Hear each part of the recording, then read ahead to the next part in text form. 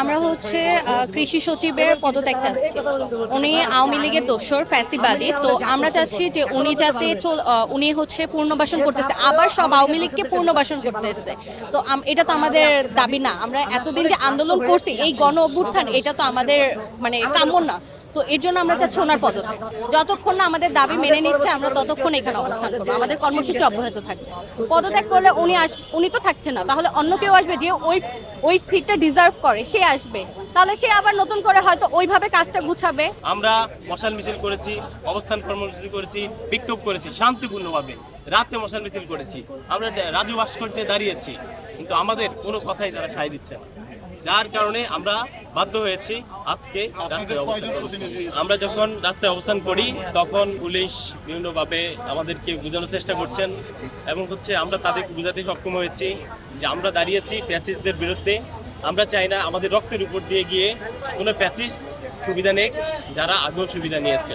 আমরা এ বিষয়টা স্পষ্ট করেছি এবং আমাদের যখন স্বরাষ্ট্র মন্ত্রণালয়ের একজন প্রতিনিধি তিনি বলছেন স্বরাষ্ট্র মন্ত্রণালয়ের সাথে কথা হয়েছে এবং তিনি আমাদের দাবি মেনে নেবেন, এটা যদি আমাদেরকে জানানো হয় তারপর আমরা চলে যাব। ফ্যাসিবাদের পুনর্বাসন করতে চাচ্ছে তাদের উদ্দেশ্যে আমাদের মেসেজ এবং আমাদের অবস্থানটাই আমাদের মেসেজ, এবং এটার মাধ্যমে আমরা তাদেরকে বার্তা দিতে চাই যে তারা যেন মানে দোসরের পুনর্বাসন করার চিন্তাও নাও করে, কারণ আমরা সবসময় সজাগ, আমরা আমাদের নৈতিকতা দায়িত্ব থেকে এবং আমাদের দেশকে রক্ষা করার জন্য সর্বদা সোচ্চার। যারাই ফ্যাসিবাদের উত্থান ঘটাতে যাবে তাদের বিরুদ্ধেই আমাদের অবস্থান সবসময় থাকবে, সে যেই হোক। 5 আগস্টের পরে দেশের অনেক জায়গায় অনেক ধরনের পরিবর্তন এসেছে এবং দেশ রক্ষার ক্ষেত্রে এবং দেশ উন্নত ডেভেলপমেন্ট কান্ট্রি করার জন্য আমাদের প্রধান উপদেষ্টা অনেকভাবেই বিভিন্ন রকম পরিবর্তন ঘটাচ্ছেন, এটা আপনারা দেখতেই পাচ্ছেন।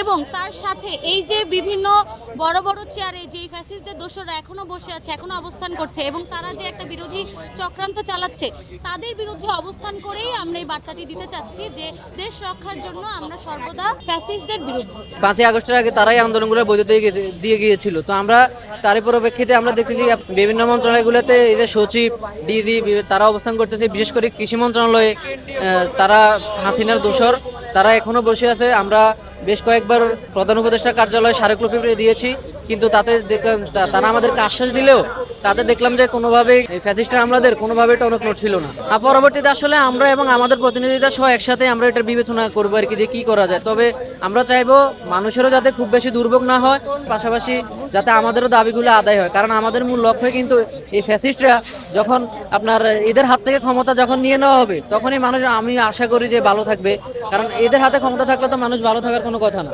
কারণ এরাই ছাত্র জনতার উপর গুলি দেওয়ার বৈধতা দিয়েছিল।